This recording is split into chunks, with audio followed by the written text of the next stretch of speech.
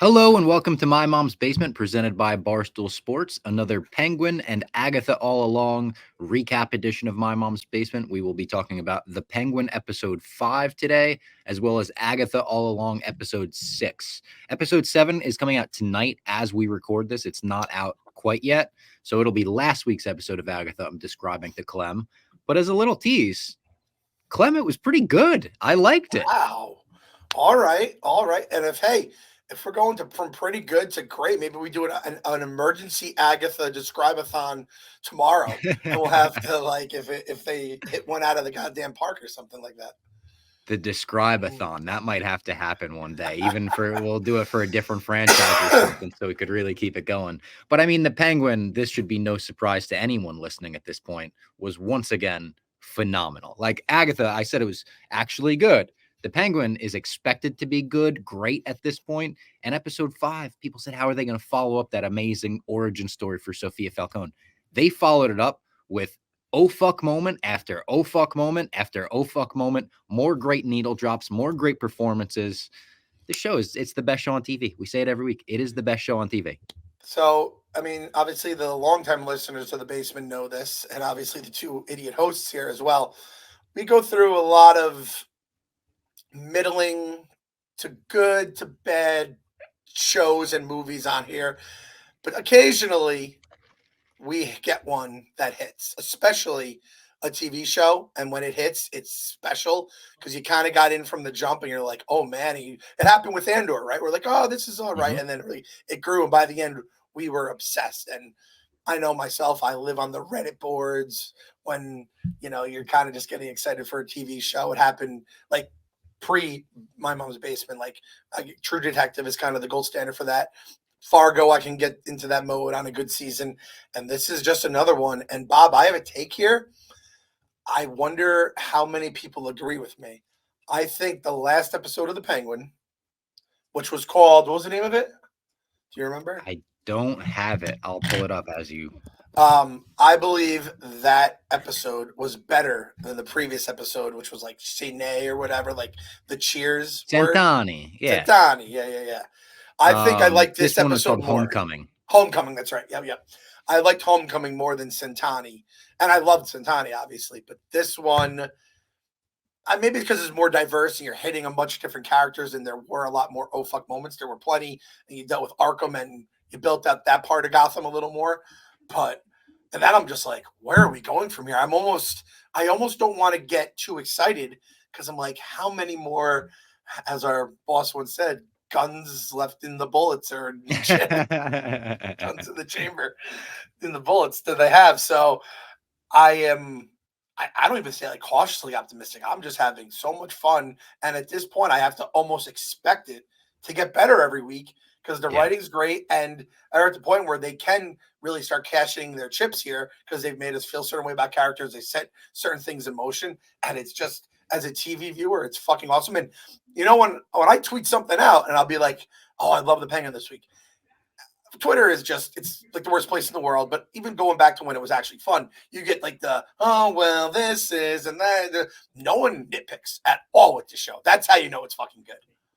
It's so fucking good every week. We have 3 episodes left of the season, which makes me a little like, man, it's going to be over that quickly. At the same time, like I said last week, if they deliver on the final 3 episodes and they keep up the quality that the previous 5 have had, it'll be one of my favorite seasons of television ever. When you combine that with The Batman, this is as much time as we've ever spent in a Batman universe. Like, obviously, the Dark Knight movies are super long, but this is 8 hours of television paired with 3 hours of the Batman.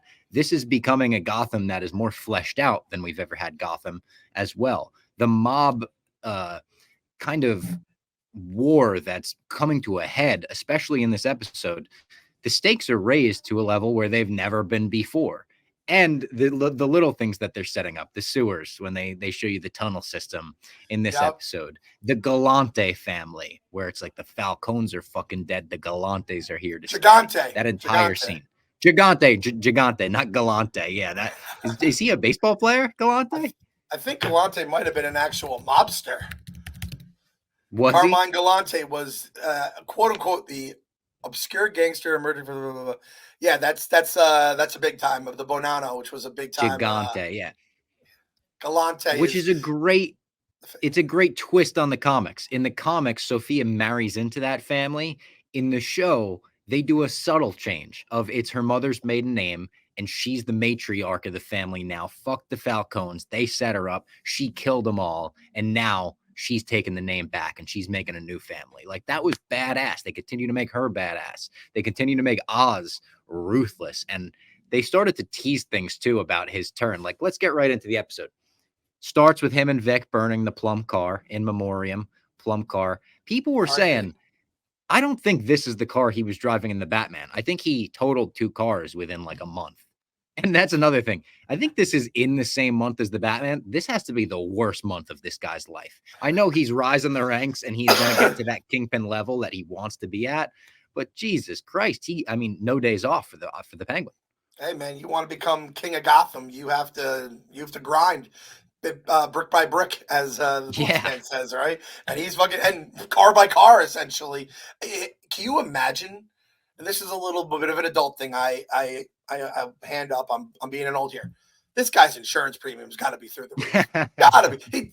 Because I was like, this is a guy who wouldn't even have insurance. Maybe he has some sort of scammer guy on the inside to like give him a good rate. But like, I would say he doesn't have insurance, but you need insurance to get license plates. So it's absurd right now. It's probably some kind of mob insurance though, some kind of like I got a guy thing, you know. Yep. I love he's always talking about Rex Calabrese. He's always telling stories, the good old days of the mob. It's very Sopranos-esque, very Tony talking about how Uncle Carmine used to run things with his dad and whatnot. This guy Feach Lamanna was the toughest SOB in the neighborhood back then, right? Like Feach was or Uncle Junior. Why'd I say Uncle Carmine? I'm all over the place today. And then they watched this TikTok from the idiot Taj Maroney of him getting tattooed. This is classic. Even MMA fighters should know. You don't give out your ops your location. He's giving him the tattoo shop. He's mid-tattoo. It's a big back portrait, so it's going to take a while. The Penguin and his men go in there right away, and they kidnap his ass. And he goes and he meets with Sal Maroney and his wife, and he shows them the picture of him, like, with the newspaper, proof it's today. They don't trust him. And on the way out, they shouldn't trust him because he gives the guard something. And he's like, fucking so-and-so in the jacket, make sure. And you're like, is he setting up a prison shanking? That's exactly what he was doing.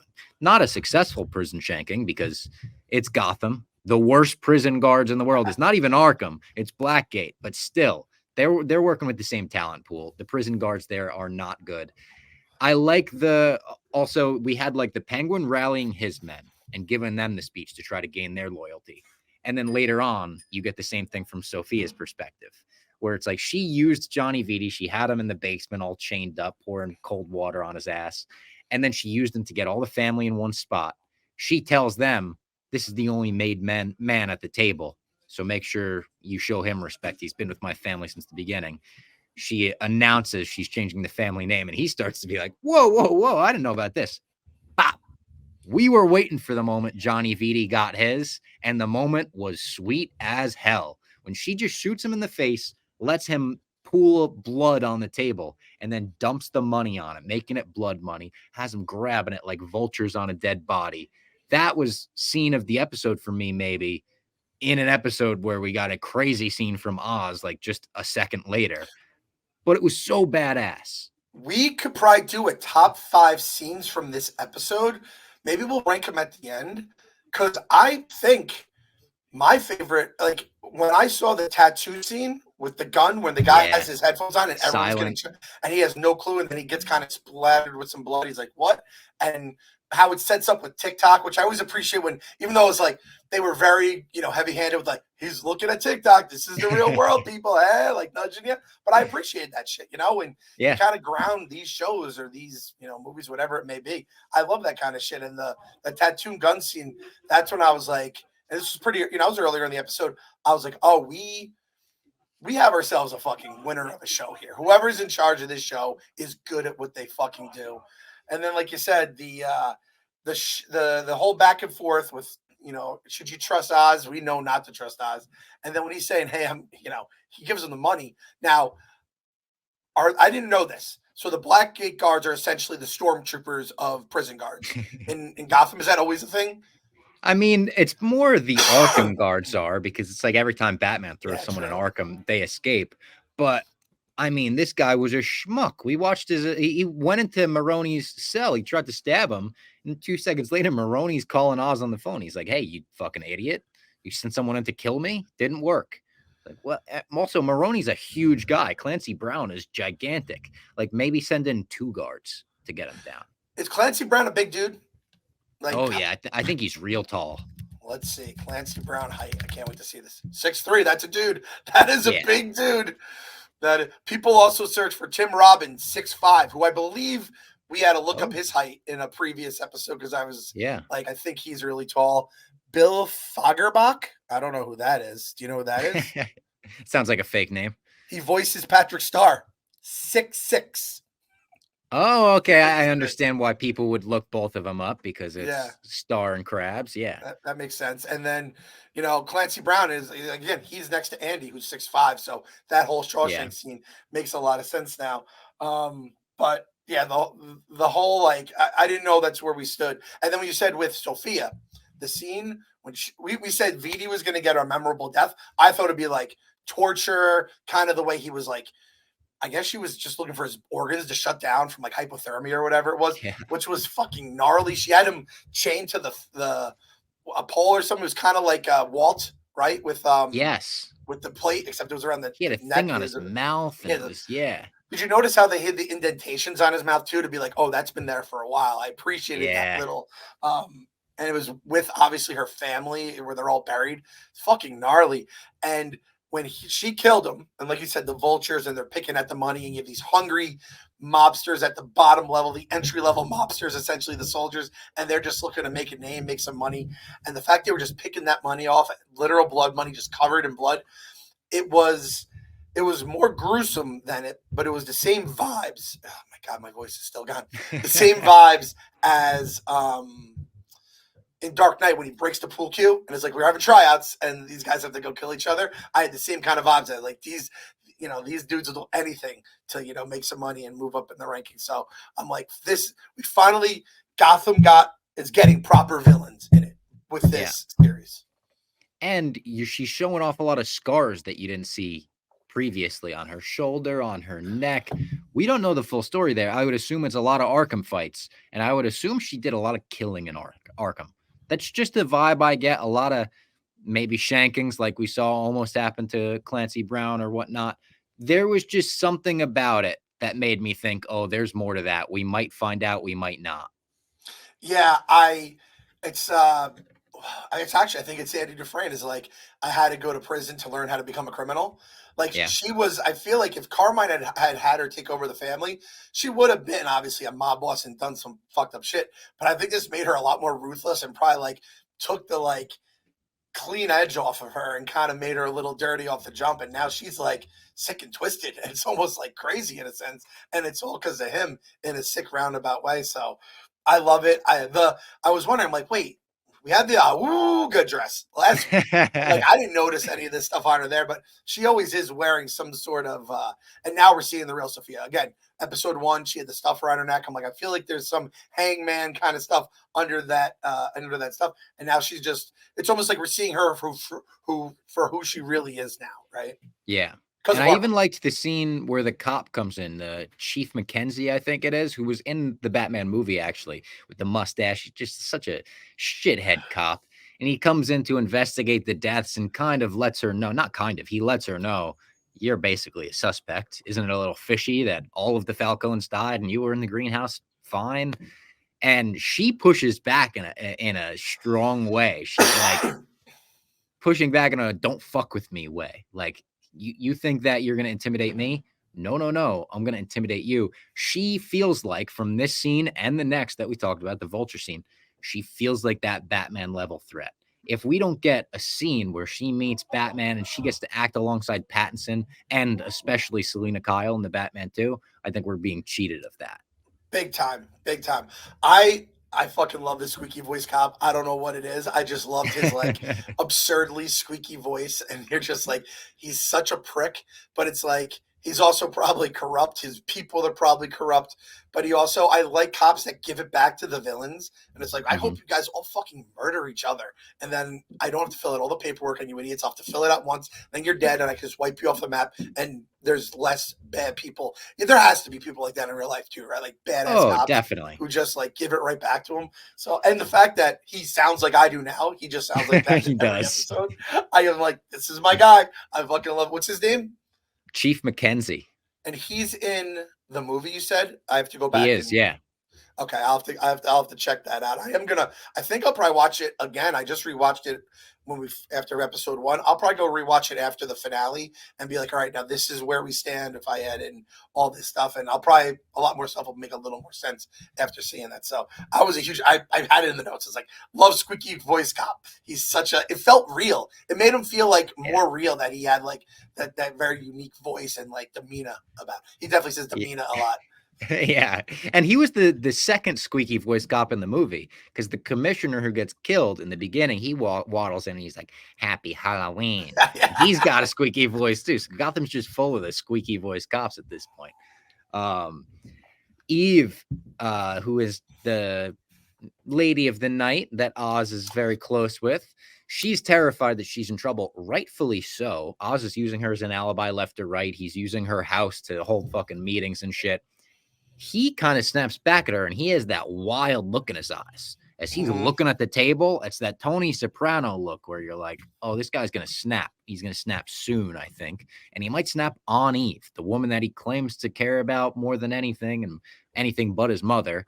He's clearly got some other issues that carry over into his personal life. He tells Vic, you're not coming on the mission. You're going to watch over my mother. We're all at risk now. I can't let anything happen to my mother. She keeps me good. I think that's a big key that she is going to be a goner by the end of the season. How do we break bad with the Penguin? How do we make him less likable than he is right now? You got to have him go full bad. So Vic takes her to Crown Point and, they do kind of a run in with Squid, I think it was. He's like a local gangster. Squid. He's got the squid tattoos. That felt very almost like Last of Us to me. The way they were sneaking around, he's like, don't let them hear you. And they're running. And obviously, they're not zombies and it's not a destroyed fungi world, but it is a destroyed Crown Point. And she kind of hates being there because that's where they used to live. It reminds her of her other sons that passed away and stuff. Later on, when Oz comes and meets them there, he does that creepy, like he spoons his own mom. He's cuddling her in the bed. So weird. And she's like, get off of me. What kind of son can't even take care of his own mother? It's fucking cold. And again, 3 episodes left. We're starting to hit that spiral for us. You got to hit that moment. The first 4 episodes, that was as likable as he's going to get, I think. I say this word a couple times a year. It always reminds me of, I think we all learned it with World War I and Archduke Ferdinand, powder keg. I believe that her death will be the powder keg or the final thing to turn him into the Penguin and whatever he's about to become. I feel like she has to be. If you're listing everyone for most likely to die by the end of the season, would you say she's number 1 on the list? I'd say Yes. Vic is 2. Yes, right? Agreed. But I do think Vic could go another way. He could go hero route. He could go a different villain route. I could see him surviving. I just don't see the mom surviving here. Let me ask you this. Do you think Sal Maroni makes it through the end of the season? Dude, I didn't think Sal Maroni was going to make it through the end of the episode. So the fact he did, I'm like, oh, so I don't want to say plot armor. I'm like, but does he have enough? Is he going to like make it? And like, well, they just killed like every Falcone in the show, and the one that's alive wiped the name off of her. So I'm like, I kind of like that. I like that when shows or movies do this. I'm at the point where I'm like, I don't know what's going to happen with this guy because they've already showed me that anyone can basically go at any given moment. So I'm going to say he's going to stick around. So you still have that one name. Like those are the names, right? It's Carmine Falcone and Sal Maroni are the fixtures. I don't think we get rid of 2 of them over 2 Batman projects. But I mean, at this point, I don't know, man. I like Lynn Brown. I just like him. Clancy Brown. I love him. He's so good in everything that I kind of hope he sticks around too. But you brought up Carmine Falcone.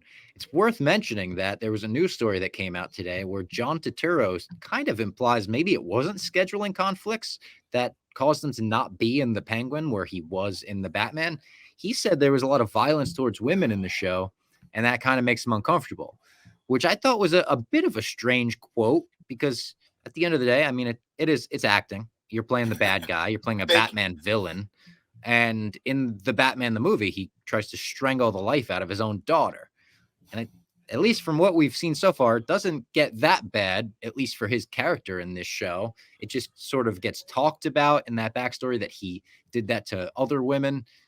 Interesting quote. Maybe the experience on the Batman made him so uncomfortable doing that, where he's like, I can't keep playing this character. I don't know. I just thought it was a bit strange. Like it's make believe at the end of the day.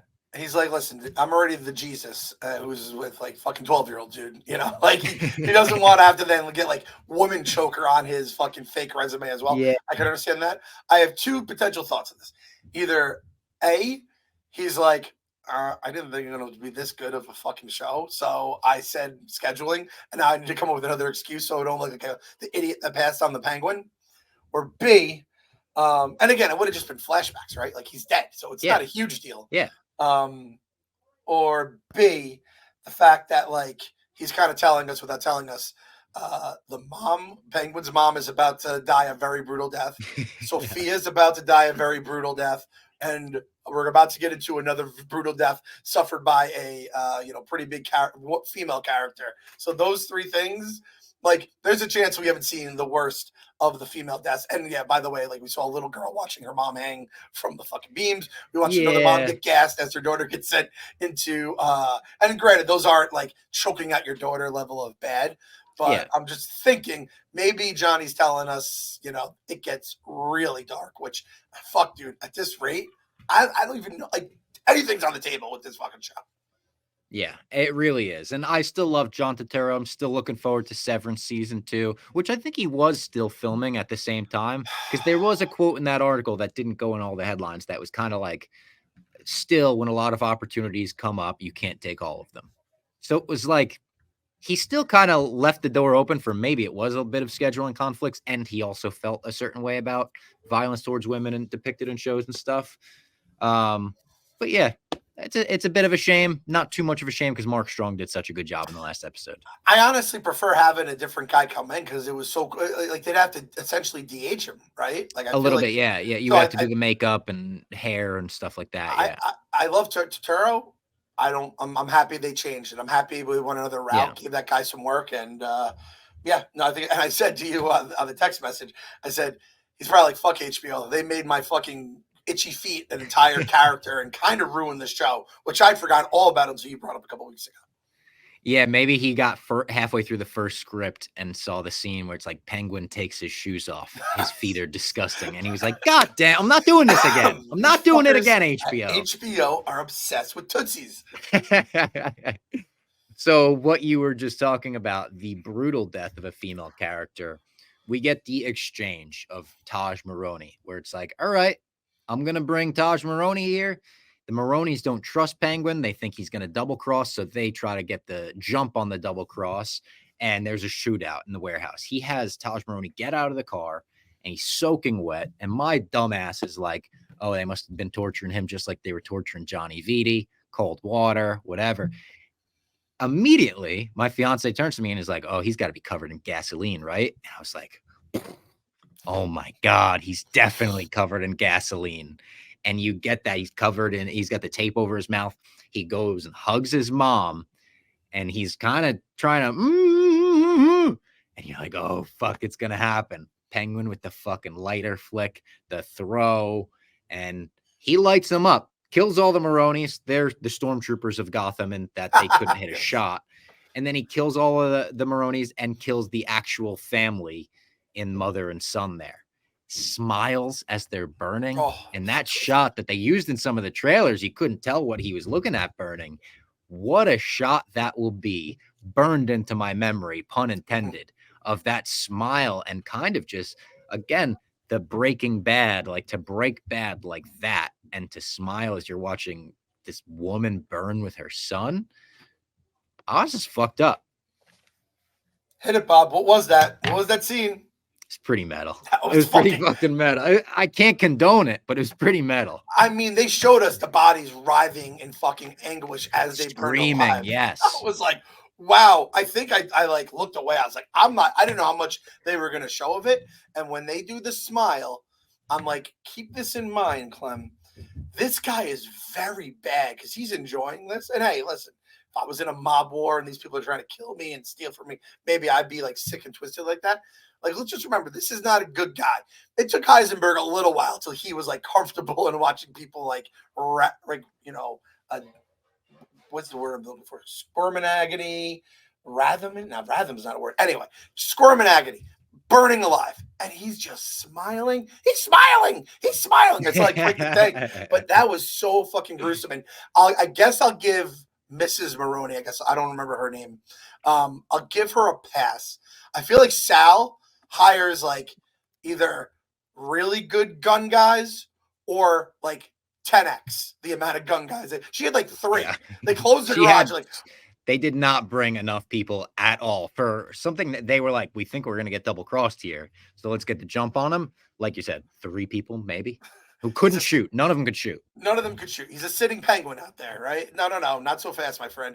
I made this note too. I don't know if this is going to play out more. I don't even know if he's alive anymore. Bruno, Penguin's like dude that was with him.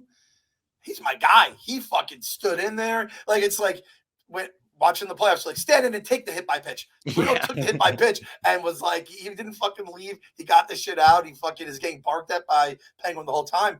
I'm a Bruno guy too, so I don't know if he is like Bob the fucking sidekick, Bob the Goon, cachet, and he had in Batman. But like Bruno as a henchman, I could live with Bruno as a head. I just hope he doesn't kill anyone that I like down the road here. So I just had to put that in. And I mean, I'm sure we'll get to the phone call. What a line! Oh my God! So yeah, the phone call. Maroney calls him to be like, "Hey, asshole, I got out. You didn't hire enough people. You didn't hire the right guy. Whatever. You are cooked." And Oz goes, "Funny you say that. Why don't you call your wife and see if she picks up?" Click. And what it's just line. Like, oh my, there's no coming back from that. This is now, they've ramped us up to Sopranos season 6, where it's like, okay, now you need an AK-47 next to your bed at all times. Because holy fuck, you can't be just doing that to Sal Maroney, who's out of Blackgate at this point. And you tried to stab him. He's got his own little bandage on his side and shit. Crazy. And then the episode kind of ends with him looking through old coins and stuff, baseball mitt of his brothers or whatever. I really thought in this moment he was going to find a little eyeglass and be like, "Oh, what do you think of this, Vic? Isn't that funny?" And he finds an old trolley coin, an old Gotham City trolley rail coin, and it gives him the idea. Light bulb goes off in his head. That's where they can have their hideout. And there was a great scene where it's almost shot and scored like triumphantly as he turns the generator on and it lights up and everything. It's like, oh shit. They're doing the thing where it's like, all right, maybe he wasn't raised in the sewers with penguin, but with actual penguins, but he's underground now, like Oswald Cobblepot would be in the comics if the Iceberg Lounge isn't available to him.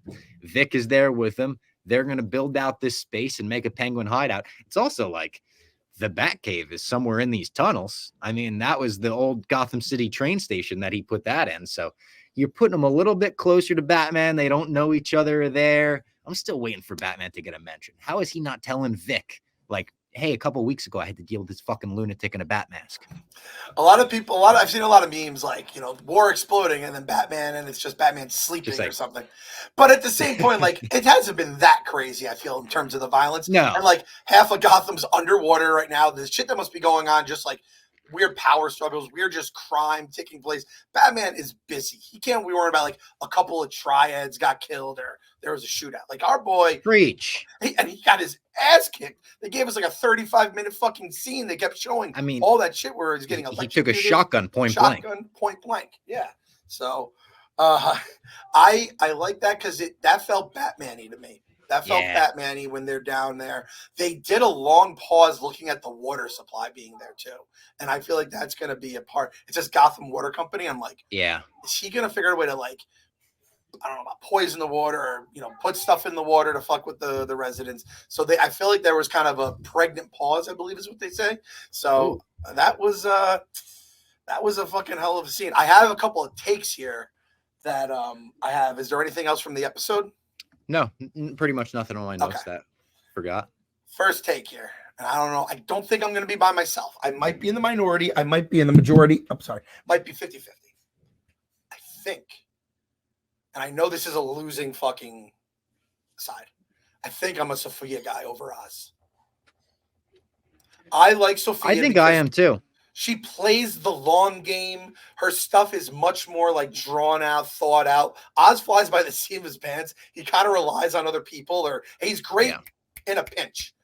He's a great reliever. She's like a long starter. She's Kershaw. Yes. I can't say Kershaw in October. Madison Bumgarner. She'll fucking do it all herself. 9 innings, fucking 3 hits, no earned.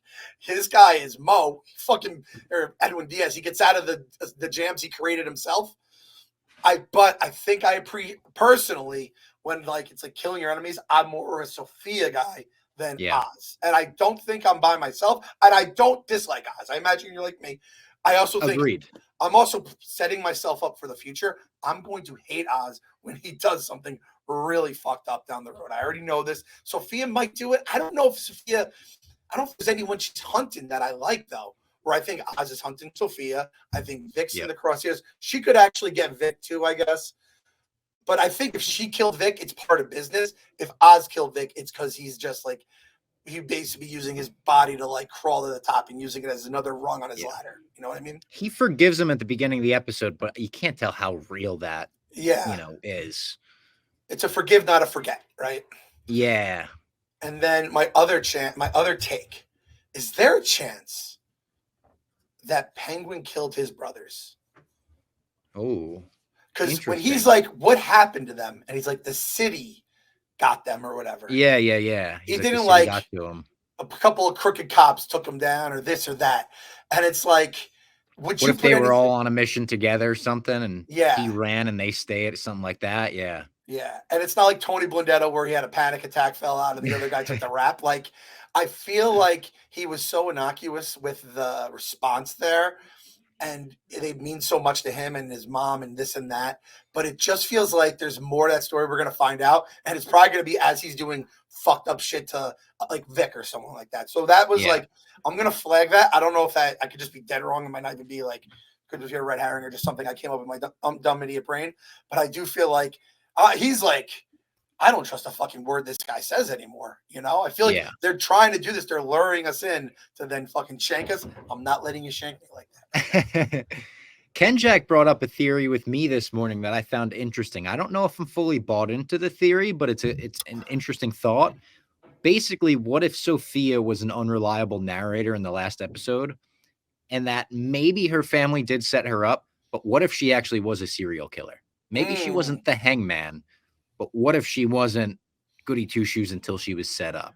Like, there is kind of an interesting rabbit hole you could go down with thoughts of that. Maybe that's why the Penguin is so scared of her, not just the fact that he set her up, but because he knows she's crazy. Maybe that's why the cousin shielded her daughter and stuff. I still think she got set up. She wasn't the hangman, and then prison broke her in that way. Arkham broke her in that way. But it's interesting if you want to think of it like that. But yeah, great stuff. Great ending of the episode with the song by The Cure. Again, the needle drops in this show from Dolly to The Cure, everything they've had. Very, very good. It's almost something that I'm looking forward to each week of like, is there going to be a cool song associated with this episode as well? I even like the credits, like the animation of the credits and everything. There's nothing I don't like about the show. I'm going to glaze it up and down each week. I'm going to be doing tricks on it, doing tricks on the Penguin's umbrella. I don't care. The best show on TV. That's what we can say. And it's like, what about this and that? It's like, is it on TV right now? Is it airing new episodes? No, because like, I don't even know. This used to be like prime time for new shows. I mean, I guess there are maybe new shows on NBC, CBS. You don't watch those, do you? I know. I certainly don't. And I'm an old and I'm not network watching TV them. in so long. Yeah, exactly. So this is awesome. All right, now let's talk about Agatha All Along, episode 6, an episode that I teased is pretty good. This was my favorite episode of the series yet. It was the one that hooked me the most, the one that I was kind of putting my phone down and being like, oh, wow, let me fucking tune in here. So it answers a lot of questions about this teen we've had in the show who was revealed at the end of the previous episode to be Billy, the son of the Scarlet Witch. One of the big questions is like, well, why doesn't he look anything like the kid that played Billy in WandaVision?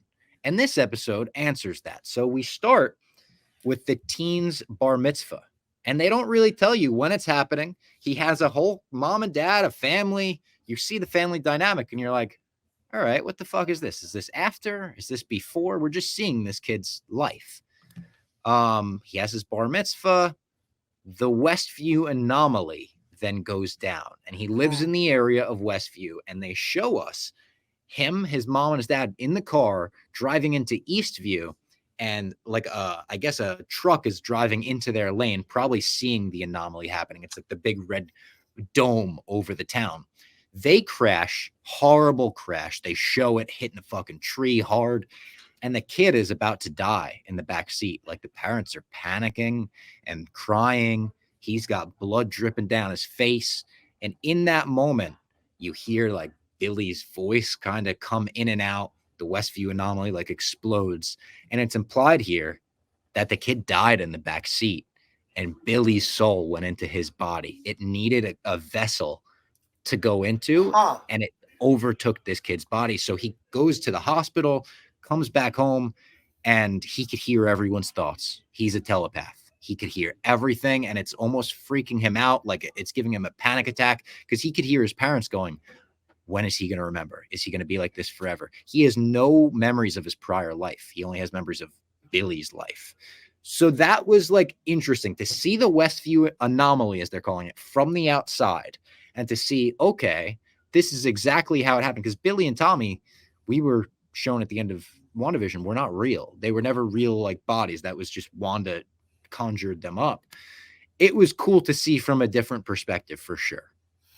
That's interesting. Now, this is like not seeing everything and trying to place exactly how this is all going down. It's kind of breaking my brain right now. Yeah. But if you're going back to WandaVision and just the way she did all that shit, I find that stuff kind of fun. So I'm happy. WandaVision is mostly happy memories, despite all the Mephisto and stuff we didn't get. And at the end, I think we said, I felt like they could have either made that longer or just, kind of tidied it up and just wrapped it up quicker. But there was no like, oh, this show was terrible. I had fun other than the boner jokes. And we get some of that in this episode as well. There's some boner here.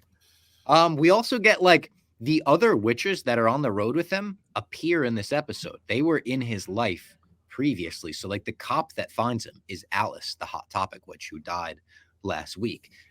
Later on in the episode, he goes to Patty LaPone at like a school dance. They have like a tarot card reader or whatever, and he goes to her, and she picks up weird vibes from him and has to put like a thing on him.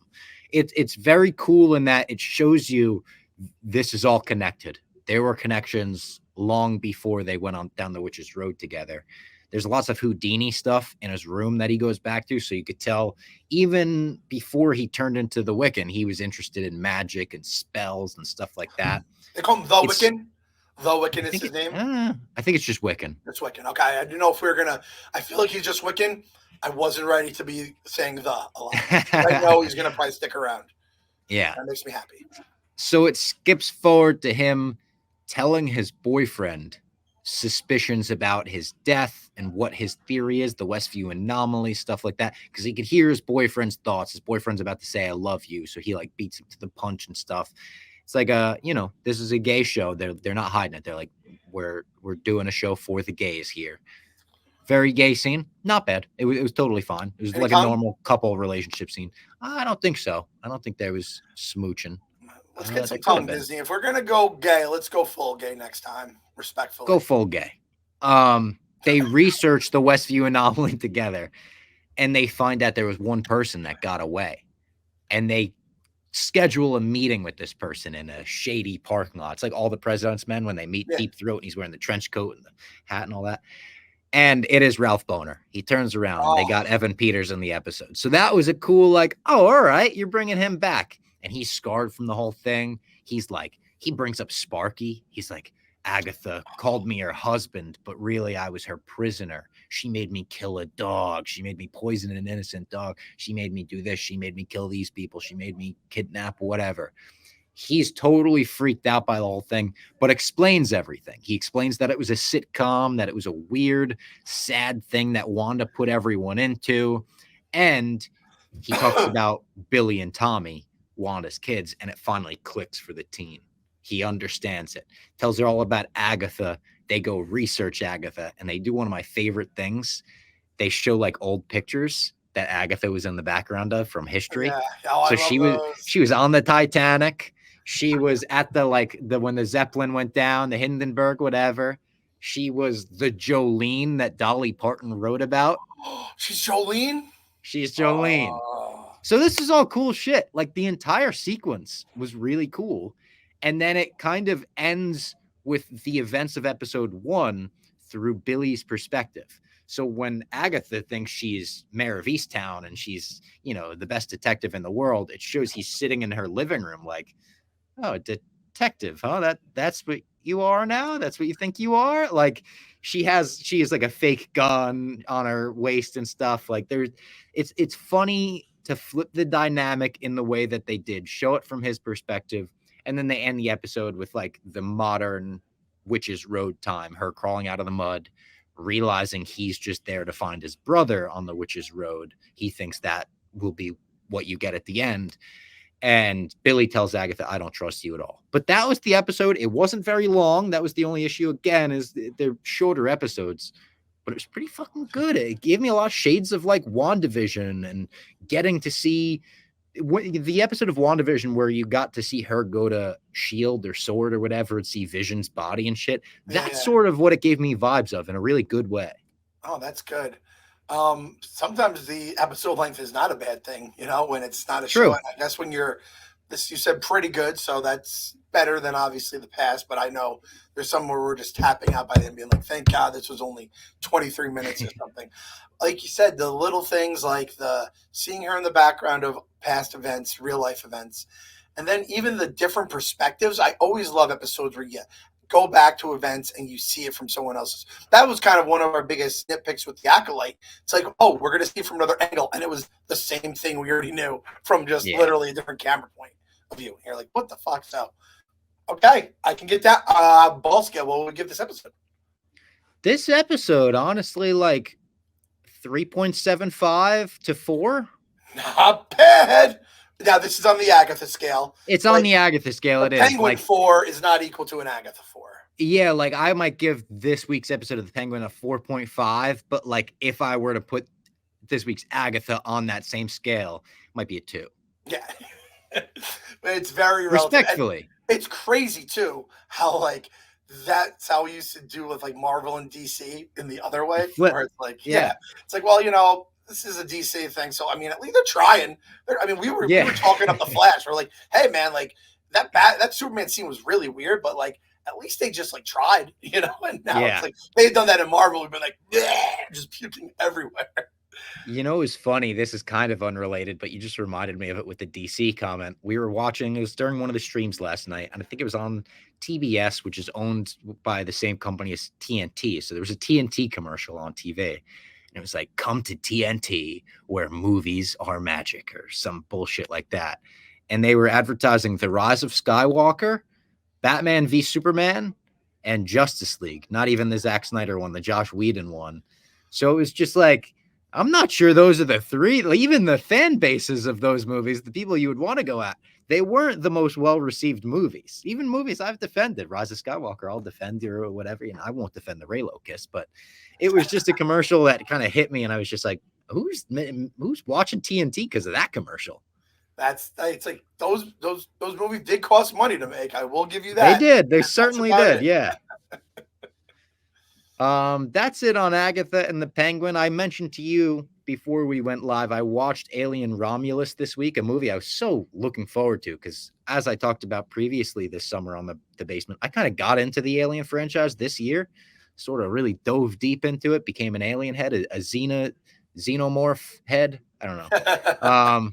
I thought it was fucking awesome. I was really excited for it. It lived up to how excited I was for it. I think this week, Joker 2 is hitting digital if it hasn't already. So I will watch Joker 2, and maybe next week I'll give a review of it.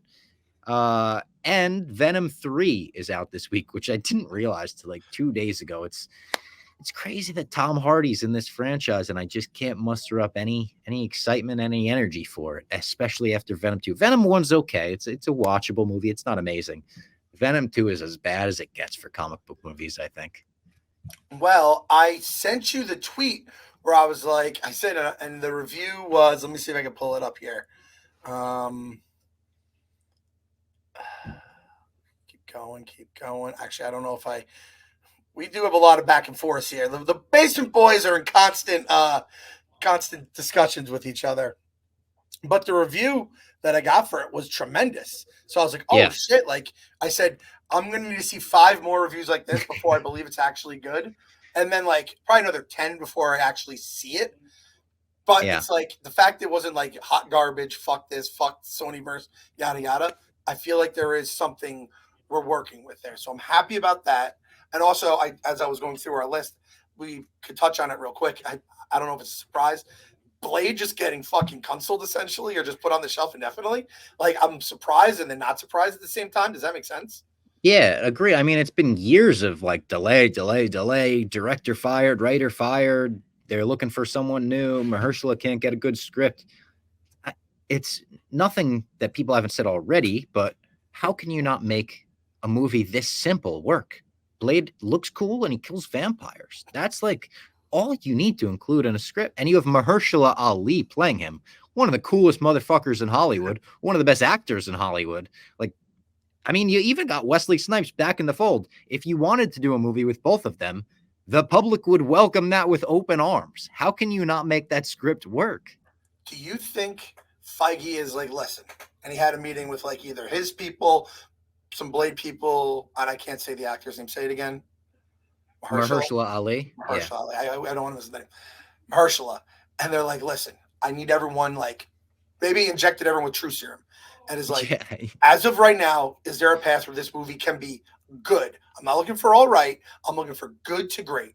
And everyone's like, no. And he's like, all right, shelf until it's ready. Because the other thing is about Blade is like, you don't need Blade now. You don't need Blade in a year. I can't imagine. He's pretty disconnected. Yeah, we don't need. It's like, oh, we need Blade for Doomsday right now. No, we do not need that. So let's focus on the fucking shit that is important. Because, I mean, they're shooting Doomsday next year. I know. Doomsday next year, Spider-Man 4 next year. Next year, Marvel is ramping back up. This was a down year for them where they were like, we're just going to take it easy, put out one banger in Deadpool and Wolverine, one show and Echo at the very beginning of the year, and then X-Men 97. Next year, we're back into the big hitters. I think I got a little bit of a comp for the Marvel Universe right now. What do you got? A slight stretch, but I think it fits. The MCU is the New England Patriots. They had a run in the 2000s, ending in, I think the Patriots last year with Brady was 2018. Obviously, Endgame was 2019. And then, like, they had a couple things here and there. The Mac Jones had, like, a little run where we thought he was going to be good, right? And then it just all went off the fucking rails. And it's just shit. And maybe Deadpool and Wolverine is, like, Drake May. And it's like, that's the thing that builds us back up for the future. And I'm not going to say the Patriots and the MCU will mirror each other from here on out. But, like, I could see the Patriots getting better down the road, especially if they hit on the quarterback. And I could see the MCU getting better. But this is a transition year. Patriots will probably have, like, a top 3 pick next year, get either a stud lineman, stud receiver, whatever it may be. Next year, we have the Fantastic Four. We have all these other movies being shot, like you said. X-Men 97, obviously, animated a whole other thing.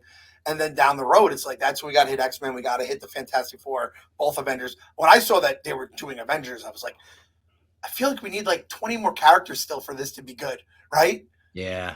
But they said Doomsday will have less Avengers, and then almost like Infinity War, they'll do the big team up in the next one in Secret Wars. Oh, wait, but Infinity War had the team ups. Yeah, true. Yeah. But I'm thinking like it had more sectioned off team ups, and then by Endgame, everyone is in a battle together. True. Like I think they're gonna save the Fantastic Four have to be in Doomsday, but they'll save like maybe the X-Men for Secret Wars or something like that. I think it's going to be a much bigger team up in Secret Wars. I could see that. And like Avengers used to just be like 6 dudes, like yeah, ScarJo, it was like the first one is the original 6, and we were like, I can't believe they're all on screen together, and then it's like Scarlet Witch 24 of them together or whatever. Yeah. Okay, so there was also rumors in the Blade verse. There were rumors that Midnight Suns was ramping up production, which Blade would be a part of. I believe Midnight Suns would be like Blade, Moon Knight, the Punisher, Ghost Rider. They could probably loop Daredevil, and I don't know if Daredevil's typically a Midnight Sun in the comic, but they might be putting Blade on the shelf because they're going to use him in a different movie first. I don't know if I believe that, but it could be an avenue. And then people are asking, is the end of Jon Snow? I'm like, oh, fuck, I forgot they did that whole song. And Black Knight, too. Yeah. Jesus, he's been on the shelf. He's probably waiting for a phone call every day. Yeah, I wonder if they've had to have conversations like this in Disney, too, and I haven't thought of it till just now.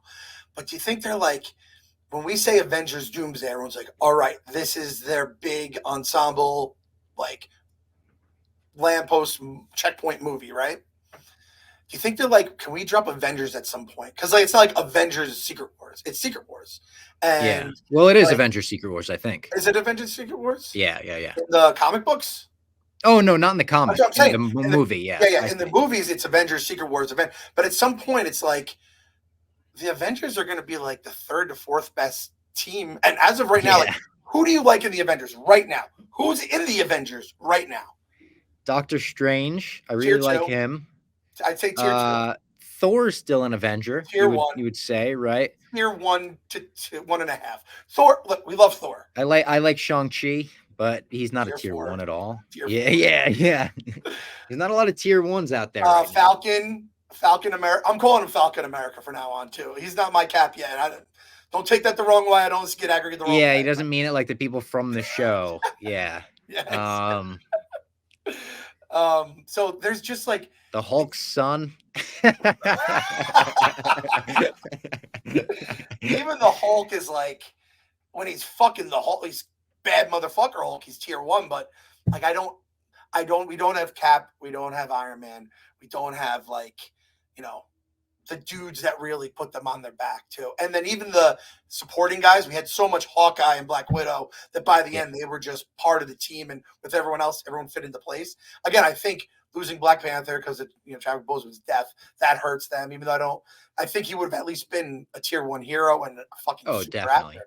So it's like, I'm just like, man, they have the Russo brothers. They did an incredible job with everything they had, but now they've lost a lot of the action figures, and it's like, now make something cool without all this shit.